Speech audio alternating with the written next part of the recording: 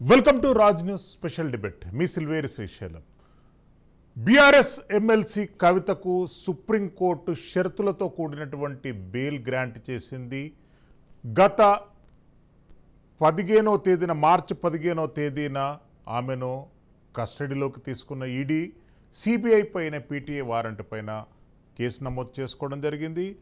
గతంలో 3 సార్లు సుప్రీంకోర్టు ముందు వాదనలు వినిపించినా కానీ సుప్రీంకోర్టు తోసిపుచ్చింది. తాజాగా బెయిల్ ఇవ్వడంతో పాటు షరతులు విధించడం, 10 లక్షల 2 వ్యక్తిగత పూచీకత్తులతో పాటు దేశం వదిలిపెట్టి వెళ్ళొద్దు అనేటటువంటి ప్రధానమైనటువంటి కండిషన్స్తో సర్వోన్నత న్యాయస్థానం బీఆర్ఎస్ ఎమ్మెల్సీ కవిత గారికి బెయిల్ గ్రాంట్ చేశారు. బెయిల్ వార్త విన్నప్పటి నుండి ఒక్కసారిగా తెలంగాణ రాష్ట్రంలోని బీఆర్ఎస్ వర్గాలు ఆనందోత్సవాలతో సంబరాలు చేసుకుంటున్నారు. ఈరోజు కానీ రేపు మధ్యాహ్నం కానీ హైదరాబాద్కు కవిత వచ్చే అవకాశం ఉంది. గత 160 రోజుల నుండి ఢిల్లీ తిహార్ జైల్లో కవిత గారు ఖైదీగా కొనసాగుతున్నారు. లిక్కర్ స్కామ్లో 100 కోట్లు హవాలాలు ముడుపులో తీసుకున్నటువంటి అంశంపై కవిత గారిపై ఆరోపణలున్నాయి. దీనికి సంబంధించి పూర్తి ఆధారాలు అండ్ వివరాలు సాక్ష్యాధారాలతో సిబిఐ ఈడీ ఛార్జ్షీట్లు అనేది నమోదు చేశాయి. విచారణ పూర్తి అయిన అనంతరం కవిత గారి రిమాండ్ ఉండవలసిన అవసరం లేదు అని చెప్పి గౌరవ న్యాయస్థానం భావించి బెయిల్ గ్రాంట్ చేస్తుంది. ఈరోజు స్పెషల్ డిబేట్లో మనతో పాటు మిట్టా నర్సయ్య గౌడ్ గారు, సీనియర్ కాంగ్రెస్ పార్టీ నాయకులు మనకు లైవ్లో అందుబాటులో ఉంటారు. రామచంద్ర నాయక్ గారు, బీఆర్ఎస్ పార్టీ సీనియర్ నాయకులు, అదేవిధంగా ఎనలిస్ట్ డాక్టర్ అందసత్యం గారు మనకు లైవ్లో అందుబాటులో ఉంటారు. నర్సయ్య గౌడ్ గారు, ఎట్లా చూస్తారండి కవిత గారికి బెయిల్ తర్వాత తెలంగాణ రాష్ట్ర రాజకీయాలపై ఎట్లాంటి ప్రభావం ఉండబోతుంది? నా వాయిస్ క్లియర్ కదా? ఎస్. ముందుగా మీకు ప్యానెల్లో ఉన్న పెద్దలకు వ్యూవర్స్ కు నమస్కారం. ఇప్పుడు న్యాయ ప్రక్రియలో భాగంగా 150 రోజుల కంటే పైచిలకు జైల్లో ఉంది కాబట్టి ఈడీ కానీ లేకపోతే సిబిఐ కానీ వారి విచారణ పూర్తి చేసి ఛార్జ్ షీట్ వేసింది కాబట్టి సెక్షన్ 45 ప్రకారం ఒక మహిళ బెయిల్ కు అర్హురాలు అని భావించి ద్విసభ్య ధర్మాసనం వాళ్ళకు ఇచ్చేసింది, ఇది బెయిల్ ఇచ్చింది. అయితే బెయిల్ అనేది నిర్దోషి అని కాదు, ఎవరికైనా బెయిల్ వస్తుంది. అది ఇప్పుడు ఛార్జ్ షీట్ వేసిన తర్వాత వాదనలు జరుగుతాయి, దీని తర్వాత ఏమవుతుంది అనేది తర్వాత లెక్క. కాకపోతే ఆల్రెడీ విచారణ పూర్తయిన తర్వాత వారిని జైల్లో ఉంచడం ఎందుకు అనేది ఒకటి. సెక్షన్ 45 ప్రకారం ఒక మహిళ బెయిల్ కు అర్హురాలు అనేది 2. మూడోది కొన్ని కండిషన్స్ తోటి ఒక కవిత గారికి బెయిల్ ఇచ్చింది. సంతోషమే, ఒక మహిళకు విచారణ పూర్తయిన తర్వాత జైల్లో పెట్టవలసిన అవసరం ఉందని నేనైతే అనుకోను. కవిత గారికి బెయిల్ రావడం అనేది సంతోషకరమైన విషయమే. ఒక మహిళను చేసిర్రు, తర్వాత విచారణలో ఏమైతుంది అనేది కోర్టు డిసైడ్ చేస్తుంది. అంటే ఒక న్యాయ ప్రక్రియలో భాగంగానే చూడాలి, కానీ దీంట్లో గంతులేయవలసిన అవసరం లేదు. ఏదో విజయం సాధించి మొత్తం మేము కేసు గెలిచినాం, మాకు సంబంధం లేదు అనే విషయాలకు జోలికి పోకపోతే మంచిది. లేదు వాళ్ళు ఏంటంటే ఇప్పుడు సంబరాలకు తయారు చేసుకుంటారు, సరే వాళ్ళ ఇష్టం. ఎందుకంటే వాళ్ళ నాయకురాలు 150 పైచిలుకు రోజులు జైల్లో ఉంది కాబట్టి, చాలా సుదీర్ఘ కాలం తర్వాత బయటకు వస్తుంది ఒక మహిళ కాబట్టి, వాళ్ళ పార్టీ నాయకురాలు కాబట్టి, వాళ్ళ పార్టీ అధినేతకు కూతురు కాబట్టి, రేపు వాళ్ళ మన్ననలు పొందాలి కాబట్టి, ఆ కోణంలో ఆ టిఆర్ఎస్ బీఆర్ఎస్ శ్రేణులు ఏమైనా చేసుకుంటే మాకేం అభ్యంతరం లేదు.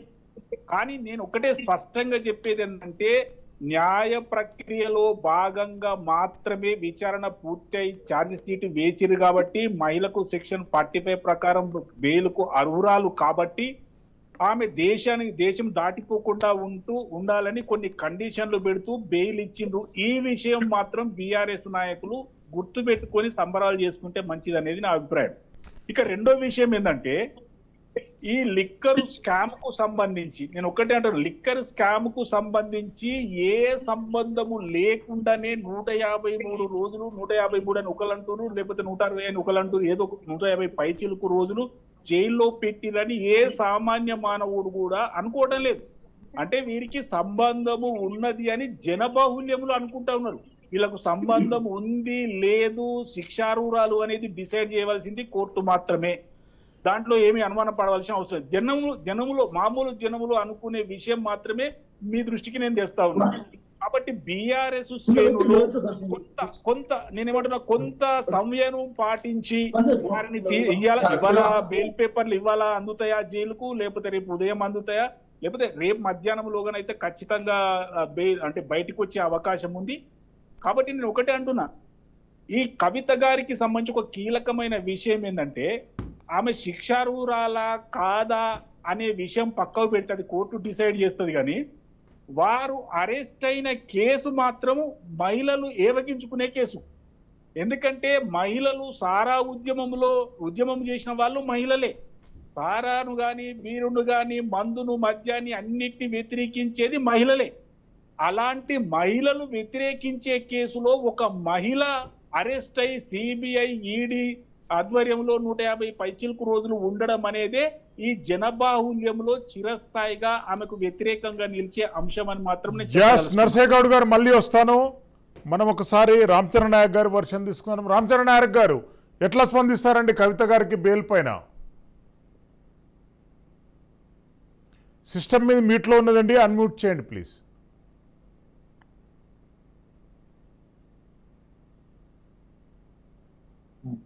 ఎస్, ప్యానల్లో పాల్గొంటున్న వాళ్లకు, రాజనీతి వాళ్ళకు అందరికి నమస్కారం అండి. ఈరోజు ఉద్యమ నాయకురాలు ఎమ్మెల్సీ కవిత గారికి సుప్రీంకోర్టు బెయిల్ ఇవ్వటం చాలా ఆనందంగా ఉన్నది, హర్షాన్ని వ్యక్తం చేస్తున్నాం. ఎవరైనా నేరారోపణల మీద జైలుకు పోయిన వాళ్లకు సహజంగానే కోర్టు బెయిల్ ఇస్తుంది. ఈవెన్ 302 కేసులు పోయిన వాళ్ళకు కూడా 90 రోజులకి బెయిల్ వస్తుంది.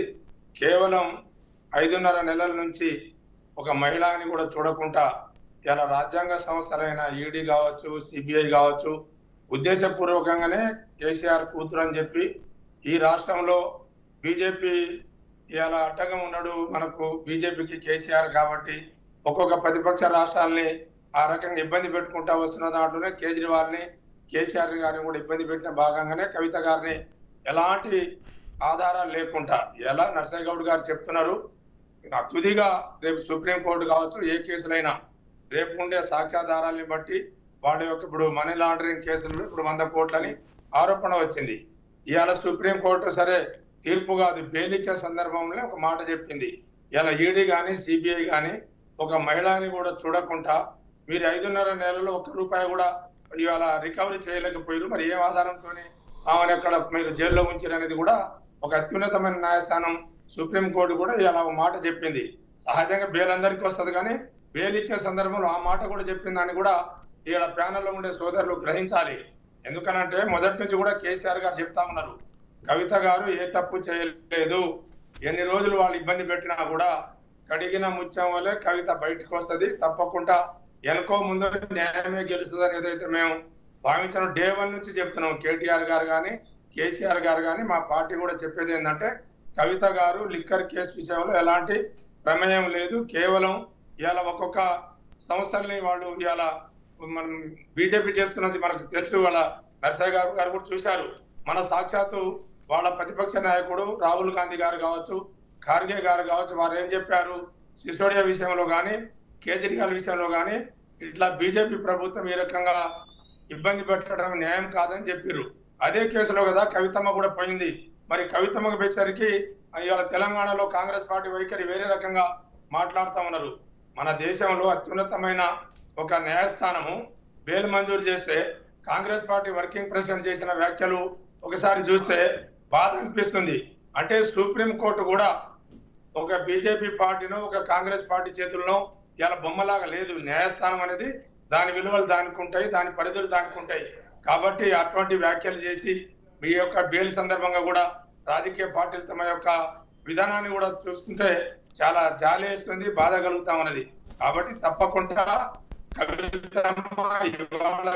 రావటమే కాదు, రేపు తుది తీర్పులో కూడా రేపు కోర్టు చర్చలు మన వాదోపవాదాలు జరిగిన తర్వాత కూడా ఈ లిక్కర్ కేసులో కవితమ్మ గారు లేరు అనేది నిజాయితీగా అది తర్వాత బయటపడుతుంది. అప్పుడైనా ఈ దేశ ప్రజలు రాష్ట్ర ప్రజలు గ్రహిస్తారని ఈ సందర్భంగా మనవి చేస్తూ, ఏ రాజకీయ నాయకుడైనా సరే ఏ అంశం మీద ఉంటే ఆ అంశానికి పరిమితం కావాలి తప్ప Yes. ఒక ఆయన మాట్లాడతాడు బీఆర్ఎస్ విలీనం అయిపోతుంది అందుకనే బెయిల్ ఇచ్చిందని మాట్లాడుతున్నారు. బీఆర్ఎస్ పార్టీ అనేది 14 సంవత్సరాలు పోరాటం చేసి తెలంగాణను సాధించి 10 సంవత్సరాలు ఈ రాష్ట్రాన్ని పాలించి సస్యశ్యామలం చేసి దేశంలోనే అగ్రగామిగా ఈ రాష్ట్రాన్ని నిలబెట్టిన కేసీఆర్ గారిని ఏనాటికి ఆయన కొరకరాని కొయ్యగా బీజేపీకి తయారైంది కాబట్టి ఏ రకంగా ఆయన లొంగ తీయాలి అయితే మనోధైర్యం దెబ్బతీయాలనే ఒక దుర్బుద్ధితో మాత్రమే ఇలా భారతీయ జనతా పార్టీ కవితమ్మ గారిని ఇలా ఈడీ కేసులు ఇచ్చిన మాట జగమెరిగిన సత్యం. ఇలా దానికి నిదర్శనమే సుప్రీంకోర్టు వ్యాఖ్యానం చేసిన ఇలా వాళ్ళకు బెంచ్లు వ్యాఖ్యానం చేసిన జడ్జిలు చెప్పిన దాన్ని ఇవాళ మన కళ్ళ మూల కనపడుతుంది. యాస్ రామచంద్ర నాయకర్ మళ్ళీ వస్తాను. గౌడ్ గారు, కవిత సమాజ సేవలో నిమగ్నమై ఉన్నది, అందు గురించి ఆమెకు బెయిల్ ఇస్తున్నామని చెప్పి సుప్రీంకోర్టు ఒక వ్యాఖ్య చేసింది. ఎలా అసలు సుప్రీంకోర్టు అంత పెద్ద స్టేట్మెంట్కి ఎట్లా కన్విన్స్ అయ్యిందంటారు? నేనేమంటున్నా, సుప్రీంకోర్టు చెప్పిన విషయాన్ని మనం వక్రీకరించవద్దు. ఎందుకంటే సుప్రీంకోర్టు ఏం చెప్పిందంటే సిబిఐ ఈడీ విచారణ పూర్తి వక్రీకరించడం లేదు, ఇంకా కొద్దిగా ఎక్స్ప్లెనేషన్ అడుగుతున్నాం అంతే. పర్లేదు నేను అట్లంటే మీరు వేరే తీసుకోవద్దు. నేనేమంటున్నంటే సుప్రీంకోర్టు అన్న విషయం దాని సారాంశం వేరు. నేనేమంటున్నంటే ఒక మహిళ 150 రోజుల పైచీలకు జైల్లో పెట్టిండ్రు. ఆల్రెడీ విచారణ అయింది. మీరు ఛార్జ్ షీట్ వేసిన తర్వాత ఇంకా ఎందుకు ఉంచవలసి వచ్చింది? ఆమె బెయిల్కు అర్హురాలు సెక్షన్ 45 ప్రకారం అని ఒకటి స్పష్టంగా చెప్పింది. నేను కూడా ఏమంటున్నంటే ఇప్పుడు వేసిన తర్వాత, ఇది ఛార్జ్ షీట్ వేసిన తర్వాత ఉంచవలసిన అవసరం లేదనేది మామూలుగా న్యాయ ప్రక్రియ తెలిసిన ఎవరికైనా తెలుస్తుంది. కాకపోతే భారతీయ జనతా పార్టీ ఏం ఆలోచన చేస్తుందనేది మనం చెప్పాల్సిన అవసరం లేదు, జనానికి అందరికీ తెలుసు. అంటే వాళ్ళు ఎన్నికల ముందట కేసీఆర్ ను ఉంచి లేకపోతే అక్కడ కేజ్రీవాల్ ను వచ్చేసి ఏదో చేద్దాం అనుకున్నారు, బొక్కబొల్ల పడ్డరు. దాంట్లో కేసీఆర్ కూడా కొంత అటు సైడ్ టిల్ట్ అవ్వడం వల్ల ఆయనకు నష్టం కూడా జరిగింది అనేది మనకు తెలుస్తుంది. కానీ నేనేమంటున్నానంటే కవిత గారు దేశ సేవ చేయడానికి బెయిల్ ఇవ్వలేదు. కవిత గారికి కేవలం మానవత్వంతో, అంటే ఇది న్యాయ ప్రక్రియలో ఉన్న మానవత్వంతో, అంటే ఉట్టి మానవత్వం కాదు, న్యాయ ప్రక్రియ అలో చేసింది కాబట్టి సెక్షన్ 45 క్లియర్ గా ఒక మహిళకు ఆఫ్టర్ ఛార్జ్ షీటు బెయిల్ ఇవ్వచ్చు అని చెప్తుంది కాబట్టి జడ్జిలు వాళ్లకు ఇవ్వడం జరిగింది. వాళ్ళని కూడా ఇప్పుడు ఎదుటే సిబిఐ ఈడీని కూడా అడిగిండ్రు, ఇంకా ఏం చేస్తారు మీరు? 493 మంది సాక్షులను విచారించిండ్రు, దానికి సంబంధించినవి వేసిండ్రు. వేసిన తర్వాత జరగవలసిన న్యాయ ప్రక్రియ జరుగుతుంది కదా. ఇప్పుడు ఆమెను అందులో పెట్టి చేసేది ఏముంది అనే దాని మీద ఒకటి. రెండో కీలకమైన విషయం మీ దృష్టికి తెచ్చేది ఏంటంటే ఇప్పుడు కేసీఆర్ కూతురు రేపు దోషిగా తేలదా అనేది నేను చెప్పడానికి వీల్లేదు.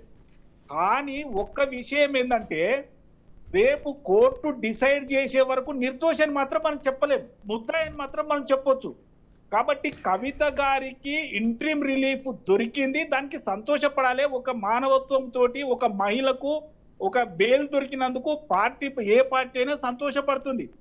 కానీ ఆ మహిళ ఈ పని చేసిందా చేయలేదా అని జడ్జిలు అక్కడ కోర్టు నిర్ణయం చేయాల్సిన అవసరం ఉంటుంది. కాబట్టి దాని మీద ఎక్కువగా నేను చెప్పడానికి కూడా ఏం లేదు.